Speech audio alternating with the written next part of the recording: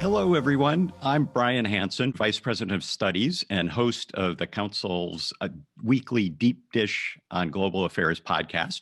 And I want to thank you for joining us this morning for a live behind-the-scenes recording of Deep Dish, in which we're going to discuss the U.S. election that is still unfolding and implications for U.S. foreign policy. I want to extend a special thanks to our Chicago Council members for joining us via Zoom today. We are very grateful for your support. Indeed, your support is essential for us to be able to do our work. Before we begin with the conversation, I want to make just a few housekeeping points. Please note that the Chicago Council on Global Affairs is an independent and nonpartisan platform. The views expressed are those of the people we host and not our own, and do not represent institutional positions or views of the Council. Today's conversation is on the record and is going to be recorded for a version of an episode of the Council's Deep Dish podcast. It's going to be available for download later this afternoon. It can be found at the link that's going to be posted on the chat of this Zoom link, or wherever you get your podcasts, you can find it there as well. A playback of this discussion, a video playback of this discussion, will also be available on the Council's YouTube channel very soon. For those of you tuning in now, please note that we may have a few momentary pauses as we transition to the podcast and out of the podcast. Just be patient for those transitions. And then also, Ivo and Kori have agreed to stay around after our 30-minute or so Deep Dish recording to answer your questions. So if you'd like to ask a question of Ivo and Kori, the way that you do that is to go to your web browser, type in ccga.live. Again, that's ccga.live. And there you'll be able to submit questions or vote on questions that have been put forward from others. Our guests today, and I'll do fuller introductions as we do the podcast version, but we have with us and are very happy to have with us Ivo Daalder, who is the president of the Chicago Council on Global Affairs and has served in senior foreign policy positions in the U.S. government, as well as Kori Schake, who is the director of foreign and defense policy studies at the American Enterprise Institute. Kori also has had several senior positions in U.S. foreign policy. I want to thank you both for coming on and agreeing to talk about an election that is still in progress. So now we are going to transition to the recording of Deep Dish. As I mentioned, it'll be about 30 minutes of recording time, and then we'll open it up afterwards to your questions for the people who are here on the Zoom link. This is Deep Dish on Global Affairs, going beyond the headlines on critical global issues. I'm Brian Hansen with the Chicago Council on Global Affairs, and today we're discussing what we know and don't know about the U.S. election and its implications for U.S. foreign policy. We're recording this episode on Thursday, November 5th at 10 a.m. Central Time, which is important for understanding what we know. And no matter who wins, the results have shown that the United States remains a deeply divided country. So how will the result, or lack of clarity on the result, affect U.S. national security relations with key allies, simmering conflicts, and the larger U.S. role in the world? To help us answer these questions, I'm joined by Council President and former U.S. Ambassador to NATO, Ivo Daalder. I also am joined by Kori Schake, who is the Director of Foreign and Defense Policy Studies at the American Enterprise Institute. Kori has held several high-level positions in the U.S. Defense and State Departments, as well as the National Security Council during the George W. Bush administration. I want to thank you both, Ivo and Kori, for joining us on Deep Dish. Great to be here. It's a joy to be with you, my friends. So, I really appreciate you coming on, given the fact that we are still relatively early in this election process this year, and votes are still being counted around the country. No one has been declared president of the United States, and we have several down ballot races that are still yet to be decided. Kori, let me start with you and ask you, how do you think this election is going to turn out, and when might we know the answer to that question? I suspect we'll know the answer to that question pretty soon, like in the next few hours, and that Joe Biden and Kamala Harris will be elected president and vice president of the United States. And so can I, yeah, I'm please. sorry to be No, slow jump on the in. uptake, but can I object slightly to your description as a country deeply divided? Yeah, Because please. in Germany, when Christian Democrats vote for the Christian Democratic Party routinely and Social Democrats vote for the Social Democratic Party, we don't describe Germany as a country deeply divided and intractable. It is the nature of a two-party system that people who are party members typically vote for their party. And what's been interesting about this election so far is that roughly 8% of people who voted for Donald Trump last election, independents and Republicans, did not vote for him, voted instead for Vice President Biden this election. So what you are seeing is yet another American election where independents and the moderate edge of both parties produced the margin for victory. So there's a lot of good stuff to talk about there. And Ivo, let me bring you in and first engage you on the issue of how do you think this is all going to turn out and when will we know? And then I want to, take up Kori's challenge of what does this election tell us about the state of the country? So I agree with Kori. I think the likelihood is that within sometime today, we will know who won this election. It will be Vice President Biden and Senator Kamala Harris. I'll go a little further. I think when this is all over, and by the way, elections involve two things: voting and counting. We did the voting, we're now in the counting business. And it is normal in every country that actually does vote and count to do so over an extended period of time. New Zealand yesterday declared the final results of an election that was held on October 17th.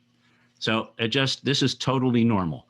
What is less normal is it takes a while, like a day or two, for the winner to be known.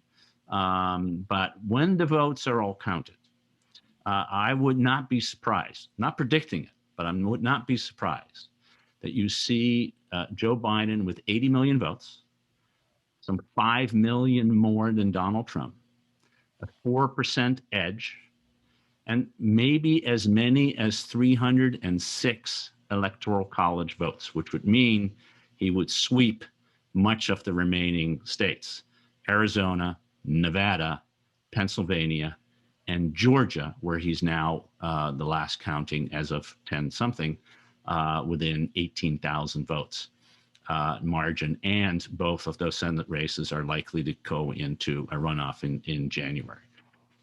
And let's just step back for a minute. What would that mean if we're anywhere close to that? That is a big victory by one candidate. In fact, it is bigger in electoral terms than Trump's victory in 2016 when he was at 304, a map of which he continues to this day to have on the Resolute desks in the Oval Office and describes as the biggest victory ever. It wasn't, by the way, but it would be big. It would be bigger than George W. Bush won twice in 2000 and, of course, in 2004, if we get anywhere close to that. If he wins Pennsylvania, Arizona, and Nevada, he'll be at 290. Which is a very healthy electoral college victory. So I think it's important for the narrative and thinking through how the United States can act in the world to understand that despite the fact that it's taken 48 hours or 72 hours for us to actually count the votes for reasons we all know, which is that we couldn't start counting the votes in certain states until after, particularly absentee and mail-in ballots, until after the polls had closed. That doesn't mean that the actual result is as close as the reality, as it seems to be, by the fact that we can't call the winner yet. There's still 15 or so million votes to be counted. They happen to be in places that California and New York, where the electoral college outcome is not in doubt. But that's where we are. We have an election Probably more people voted in this, definitely more people voted in this election than ever before. That is a sign of a healthy democracy. And a sign, and a fact that we are counting votes is, by the way, a sign of a very healthy democracy. It's when we don't count votes that you have a problem. So in some ways, with all the fear and all the Twitter stuff that all of us are reading, the reality is we had an election, we're going to have an outcome, and there's going to be a clear winner. Terrific. And it sounds like both of you think this will be clear in the near future, and that we're not facing a repeat of 2000 Gore versus Bush, where this goes deep into the courts with great uncertainty about what the outcome will be. There may be court processes, no doubt, court challenges, but that it will be pretty clear who the winner is. Is that right? Yeah, I think that's right. I think Eva's detailed analysis is really strong. So one of the other things coming out of this election, it seems, that's important for U.S. foreign policy in particular is the balance of power in the Senate. The Senate, of course, is involved in confirmations, is involved in considerations of treaties, is a key part of Congress. What's your sense of how that is playing out, and do you have a sense of what the most likely result will be? Kori, let me start. I think the most likely result is that the 2 Georgia Senate seats will have to be decided by a special election in January, and we won't know control of the Senate until then. Because one of the interesting stories of this election, a surprise to me, is that Republicans who had been the president's allies on many of his activities, like Lindsey Graham and Susan Collins, were returned to the Senate by their voters. And so that indicates that their voters continued to believe that they made good choices in that regard. So control of the Senate is going to be important in many ways, but a narrow control of the Senate will probably affect domestic policy issues a lot more than it will affect foreign policy issues. Ivo, is that your take as well?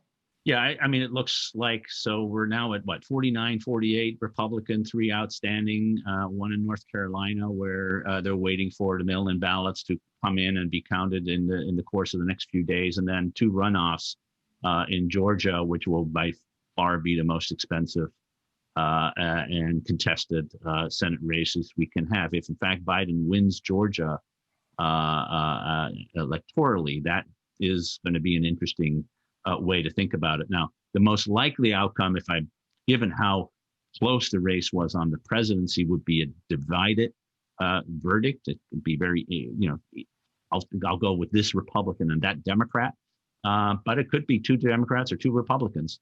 And that will, if it is 2 Democrats, of course, it would be 50-50 Senate, assuming that Tillis does come out in North Carolina.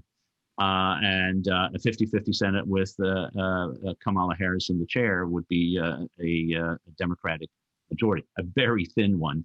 Now, on the Republican side, it will also, no matter what happens, going to be a thin majority. If it becomes 51-49 or 52-48 or what have you, that impact will, of course, be big on domestic policy. But let's not underestimate that the possibility that it'll have an impact on foreign policy, and in particular on confirmation. And we've already seen reports that McConnell is letting it known that if he's the majority leader, will use the confirmation process to only support people that are more to the Republicans' liking than the president's liking, and will try to put forward some effort to stall people. The confirmation process itself is problematical. It requires unanimous consent in order to get votes quickly done on the floor. Otherwise, it is hours of debate, which floor leaders are not willing to give. So the whole confirmation process is in many ways at stake here as well, and that matters. Cabinet secretaries, undersecretaries, deputy secretaries, assistant secretaries, 1,200 people in the U.S. government require Senate confirmation. Ambassadors, et cetera. And it may take a long time to get people confirmed, and it is those people who are going to be executing foreign policy. So while foreign policy is something that presidents control, the reality is, in this case, if the opposition party wants to oppose, it can. Can I add one quick thing to Eva's analysis, which is that Trade Promotion Authority will expire in June, and for the President of the United States to be able to reliably negotiate America's trade agreements or American readmission to existing agreements, they'll probably require Trade Promotion Authority. So that's another way that the congressional balance will weigh. Very good. So both of you, are predicting a Biden victory. So let's talk a little bit about what the Biden agenda would be. What are his biggest, and let's just look at the foreign policy agenda.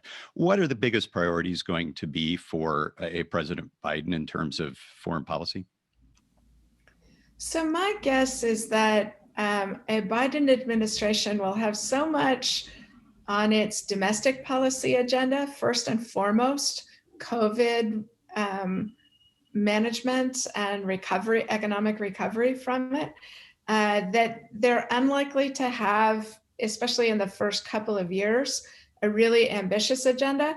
But there are so many easy pickups for a next administration to make, right? Overturning tariffs on Canadian steel that had been put in place as a national security matter, being nice to America's friends in the world, right? Like there's a lot of ways that a Biden let me add a third, rewriting the national security strategy to replace all of the America First stuff with responsible multilateralism, something the White House can do right away on its own, and change the tone and change the receptivity by America's friends to their other priorities. So they don't even have to have an ambitious agenda to positively change the tone in ways really good for American foreign policy.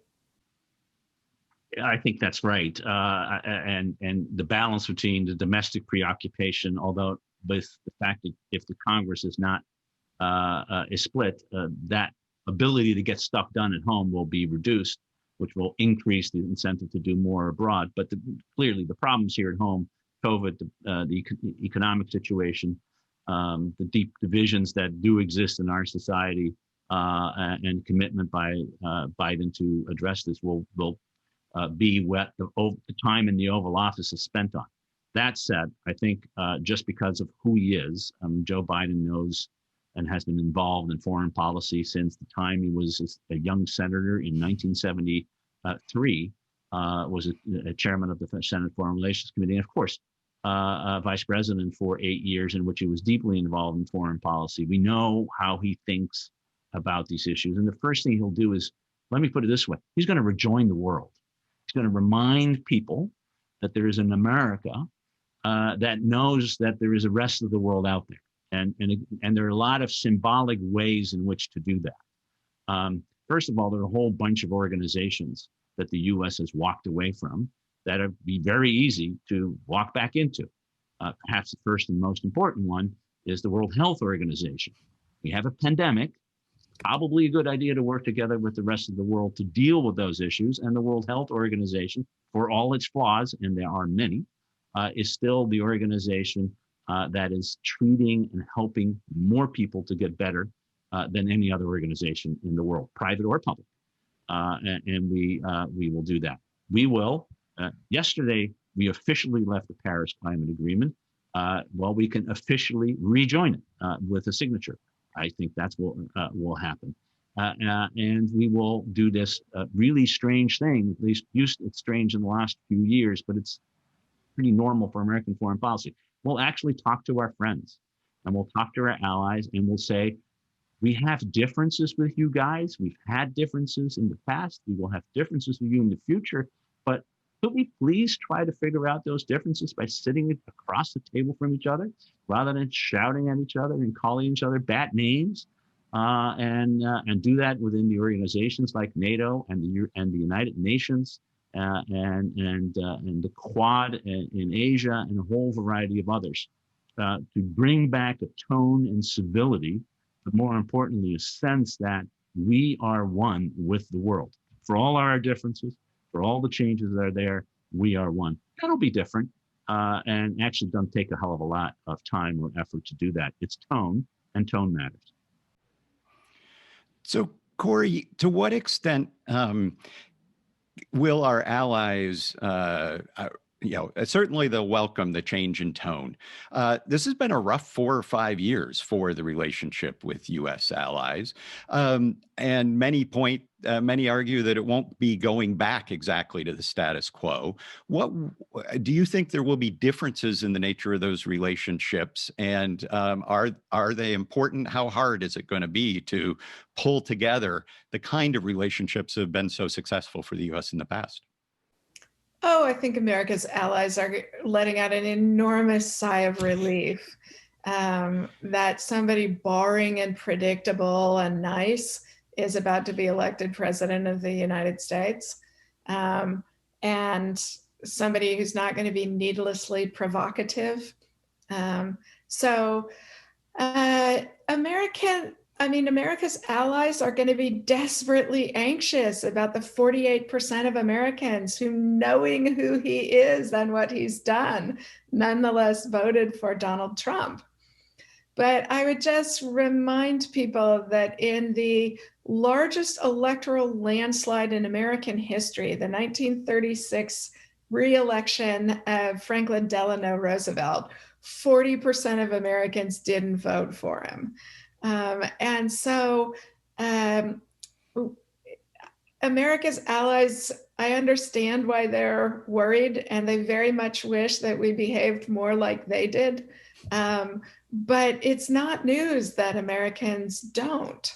And what I would hope America's friends might pay a little attention to is the extraordinary continuity across most of the last 70 years in American foreign policy. And I think you're likely to see a return to that and a reinforcement of that in a Biden administration. So yes, they're going to be nervous. Yes, they're right to be nervous.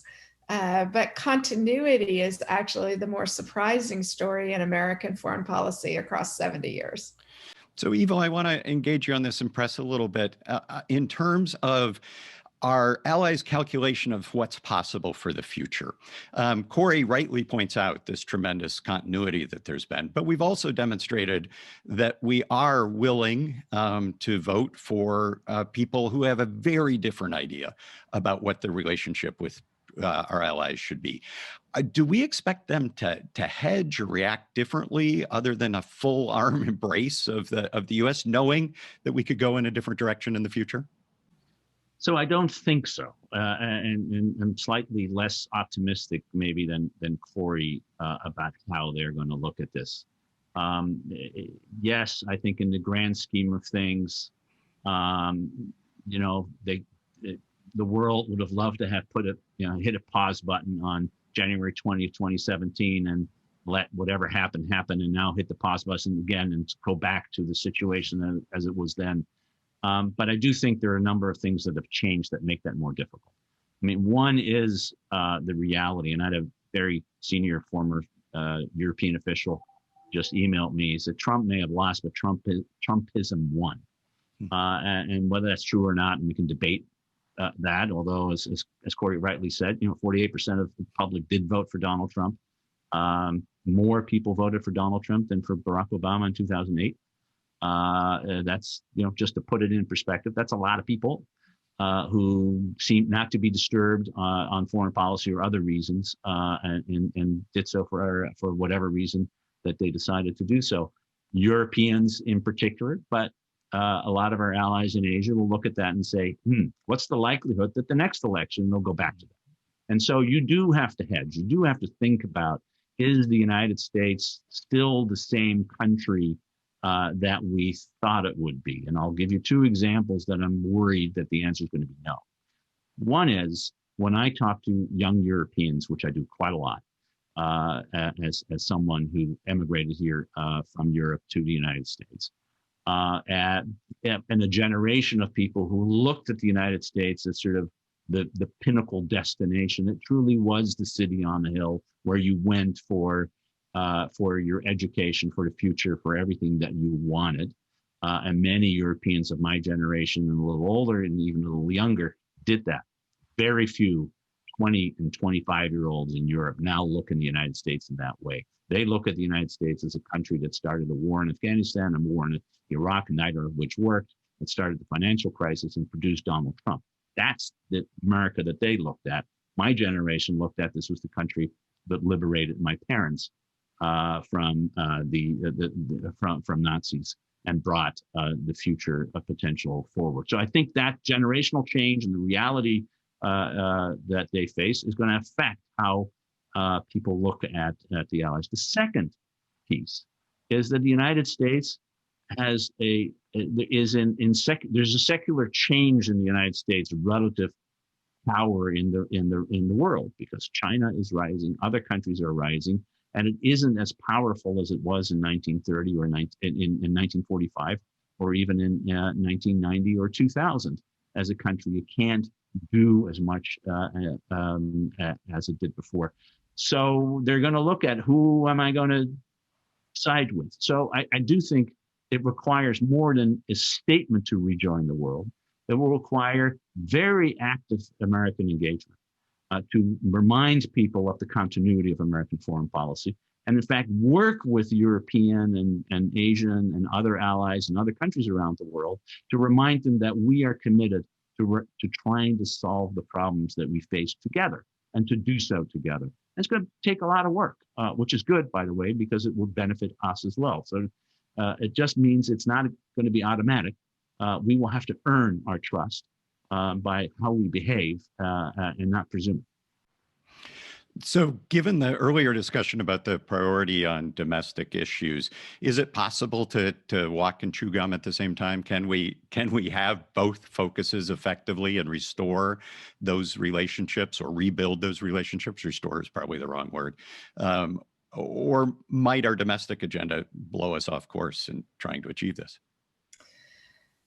So my Democratic friends very often make a point of contrasting domestic policy attention to foreign policy attention.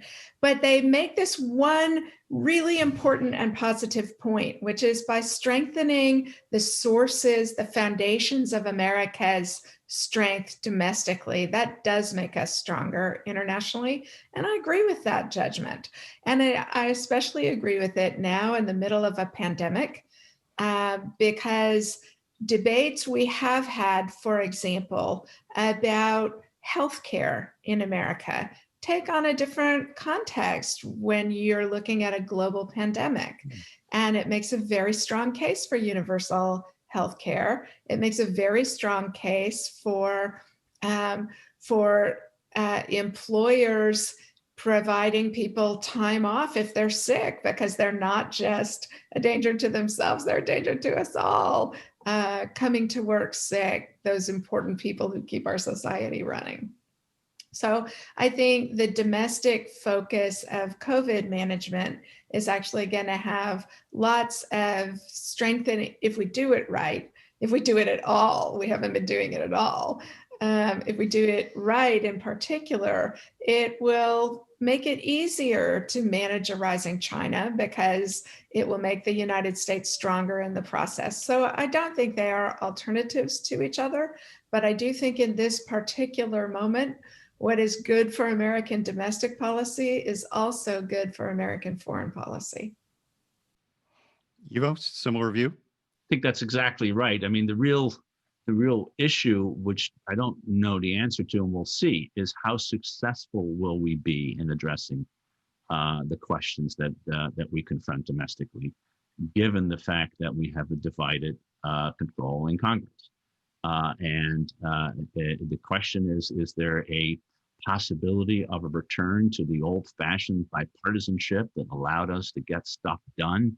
I'm like many, I'm sure, I'm reading the Susan Glasser, Peter Baker biography of James Baker, and you look what politics looked like in the 80s when a Democratic Congress worked with a very conservative Republican president to reform Social Security and reform the tax system and do a lot of stuff together when Tip O'Neill and Ronald Reagan, who agreed on absolutely nothing other than they were both Irish and they loved Jameson whiskey, were able to get stuff done. Well, that politics has been gone for a while. Joe Biden has said he is committed to it.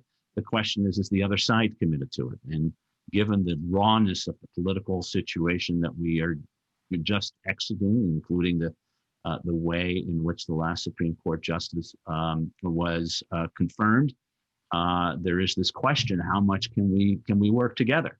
And then there's the societal question. I mean, clearly that COVID, our ability to get stuff done on COVID, does require not individualism, but collectivism. You wear a mask not because it necessarily protects you, but it protects someone else, and you get into that into that system. Will we be able to come together as a nation, politically as well as nationally, in the way that Joe Biden talks about, to find the solutions domestically that will make us a stronger nation?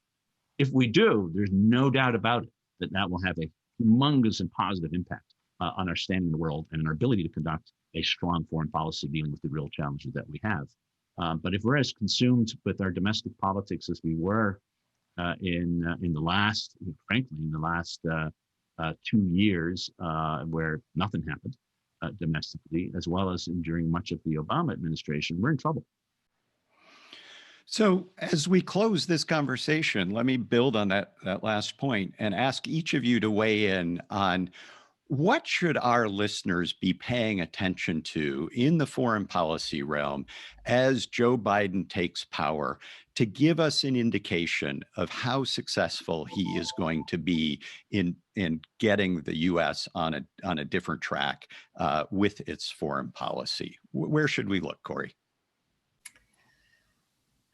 That's a really good question that I don't have a good answer to off the top of my head. So maybe to continue the theme that what happens in domestic policy will either advantage or disadvantage foreign policy. I think Vice President Biden is temperamentally bipartisan. That's the way he conducted himself as a senator. And I would defer to Ivo, who knows so much better than I, but I can think of at least a few instances in the Obama administration when they needed to round up colleagues in the Senate, and it was Joe Biden who got sent to do it because he's actually good at it.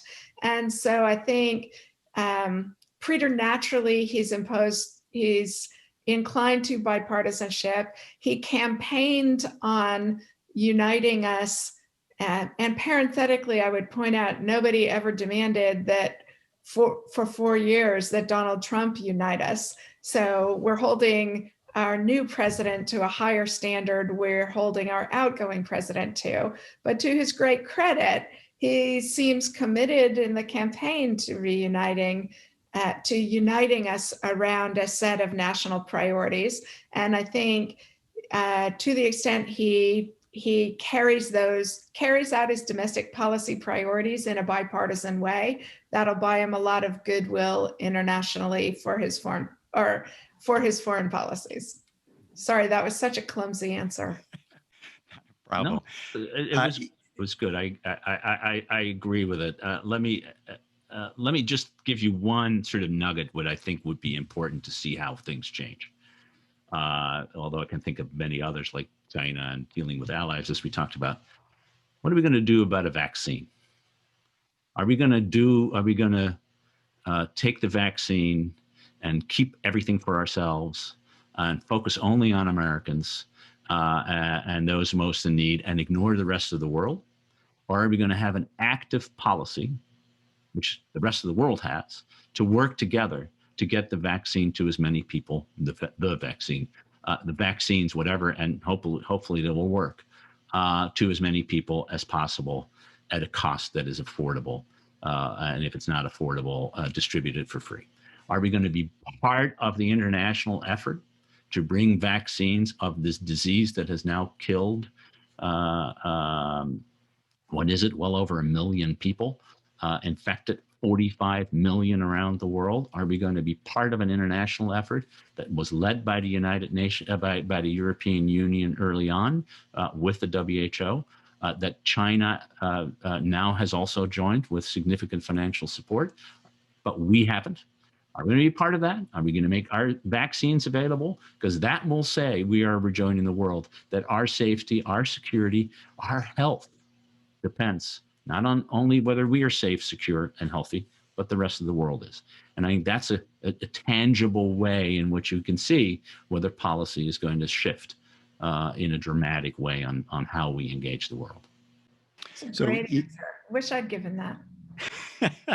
Anything you want to add as a final comment, Kori? Nope. Very good.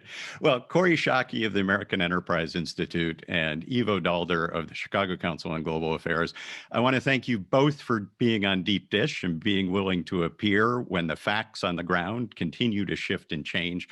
But I think we are at an important moment in which U.S. foreign policy is being shaped in ways that are meaningful for the world. And I appreciate you helping us understand what those are and how to interpret what we're going to see unfold. Thanks for being on Deep Dish. Always love to be with on Deep Dish and with Kori. Great to have the conversation. Thank you, my friends. Okay, terrific. For those of you who are on Zoom, thank you for listening in to the Deep Dish recording. And we now have some time to allow you to to ask some questions of our guests, Ivo and Kori. To do so, you can go to ccga.live and type in a question or someone else. And let me start with the most popular question at the moment, which is, given the Biden election result in Florida, how do you see a Biden-Harris administration engaging in Cuba, Venezuela, South and Latin America? Either of you want to take that one on? I mean, let me start. I mean, our domestic politics have been influenced by thoughts, particularly about Cuba, increasingly about Venezuela and South America for a long time. And there's no doubt in my mind that if you cared about winning Florida, then the kind of foreign policy that the president has pursued with regard to Cuba and Venezuela, it turns out to be good for votes. My sense, however, is that a Biden administration will try to get back to where it was at the end of the Obama administration. And Biden himself was deeply invested, less so in the Cuba opening, although that was something he certainly supported. And I wouldn't be surprised if you try to get a movement back to finding ways to have a more normal relationship with Cuba, despite all the problems that we know exist there. But in particular with regard to Central America. And Biden was the one who led the effort to provide financial and other support to try to address the crime and economic crisis in Central America for a single purpose. We believe that if things are better in Central America, then people are likely to stay in Central America, because if they don't stay in Central America, they tend to come to the United States. And while I'm sure under a Biden administration will have been a different immigration policy, and certainly one that's more humane and more opening and understanding of the contributions that immigrants make, in the end, we want Central American countries, Guatemala, El Salvador, Honduras to succeed, just like we want Colombia to succeed, just like we want Venezuela to change, so it too can succeed and Cuba can succeed. My sense is the effort will be at how do we partner up with other countries, including the countries in the region, to make those parts of the world more successful, rather than to only look at it through a political and or immigration lens, which is what we've done in the last 4 years. Two interesting anomalies in the domestic electoral take data. One is how strongly President Trump performed among Hispanics in border communities in Texas. I have no explanation for why that might be at the moment. Maybe border policy matters to them in ways we didn't anticipate. Maybe that's not what they voted on. We don't know the answer to that yet. The second anomaly in the data is the enormous proportion of Cuban Americans in Miami-Dade County who voted for President Trump. And again, we don't know whether Cuba policy is why they did that. So we need a lot more analysis of why people voted the way they did before we can say anything about the domestic politics of those issues. Very good. Another question that we have here is a question about the vaccine, which you both commented on a little bit, which is, Ivo, you flagged this as one of the first tests of the Biden administration and the approach it's going to take. What do you expect actually to happen? Do you see it's more likely to have collaboration or competition among Europe, Russia, China, the main providers, or is it going to be a mix of responses that we'll see in the world? So I think the effort from the Biden administration is to try to be collaborative and cooperative rather than competitive. Because in the competition, two things happen. One, we don't share a lot of information. And the reality is that the first vaccines out of the box aren't going to be the solution. They may be part of the solution, but much more will have to be done over time. And so working together as the scientific and community is doing already. And, we bemoan the return of nationalism, including in the initial responses to COVID, which in Europe included shutting borders, which was exactly the opposite of what the European Union stood for. The two areas where that hasn't happened, one is in the science on trying to deal with the disease, both on the therapeutic sides and understanding it, which has been international and collaborative. And the other, separately, on is central bank coordination and trying to keep our economies from completely going under, which has been, despite the pain, very successful. So my sense is that Biden will try to find the most collaborative way in dealing with the vaccine issue. And we'll find a large degree of support, certainly in Europe and among our democratic allies, perhaps less so from the Chinese and certainly from the Russians, who are giving people vaccines that haven't been tested, which is not exactly the way in which you build confidence in a system, nor would you want to be part of that process. We may have, Kori, you may have frozen, or did you want to add to that? Oh, I'm here. I just can't improve on that. That's great. So let me ask one more question. I know we're running out of time here, but we have a NATO question that people have been asking about. And the question really is, what is the future of the NATO alliance under a Trump, or as you all expect, a Biden administration? So I will steal the march on the former NATO ambassador and take the first swing at this one, which is that if President Trump were reelected, I think NATO would come under enormous pressure. The President of the United States can unilaterally withdraw our country from treaty obligations, and I wouldn't be surprised to see President Trump wield that as a big stick if he were reelected.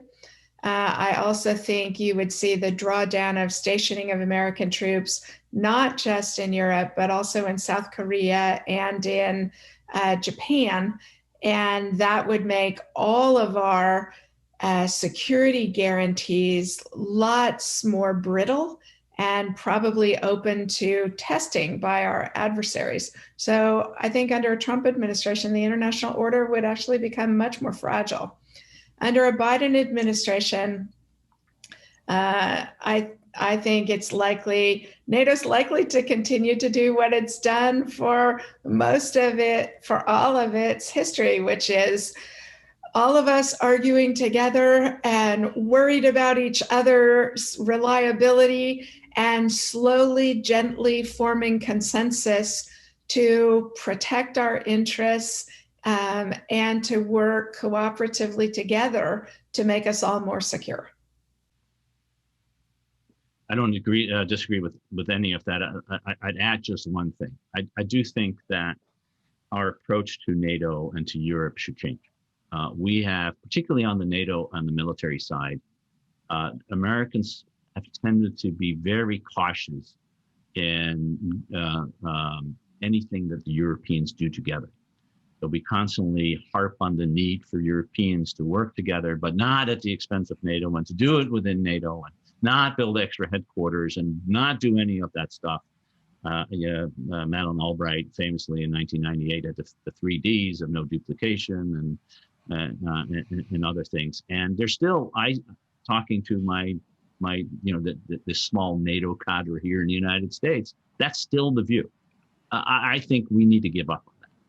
We need to encourage Europe to do as much as it can together. And if that means doing it within the EU and not in NATO, I don't really have a problem. I have much more problem with Europe not doing enough in a totality than doing too much, but it might not be within the strictures of the organization that we lead and run. And in particular, given the likely reaction, not just to this election, but to the last 4 years in Europe, the push for what the French like to call strategic autonomy, or whatever you want to call it, is going to continue to be there in Europe. And if we constantly say, no, that's a bad idea, then the argument back is going to be, but can we really trust you to be here forever? Because last time around, it didn't look really good. And so I think we're better off making, not as a reason for not being engaged, but as a reason for us to continue to be engaged, to go back to actually a policy strongly pushed in the 1960s by John F. Kennedy and Henry Kissinger. You go back to the 60s, a strong, more capable, more united Europe, even if it is slightly less dependent on, and God forbid, willing to listen to the United States. We're all better off if that were the case. And I think it ought to be part of our active policy to bring NATO into its next decade, next whatever it is. Well, unfortunately, that's all the time we have for this discussion, and we'll have to look forward to our next discussion as well. Ivo and Kori, I want to thank you so much for coming on, doing Deep Dish Live with us today. And I want to thank everyone who tuned in, and thank you for connecting with us. I hope that you'll take a moment when the Deep Dish episode is available online to download it into your podcast app, give it a listen, see if it sounds like it looked, and also share it with friends. Thanks again, everyone, for being here, and look forward to seeing you again soon. Bye-bye. Great pleasure, my friends.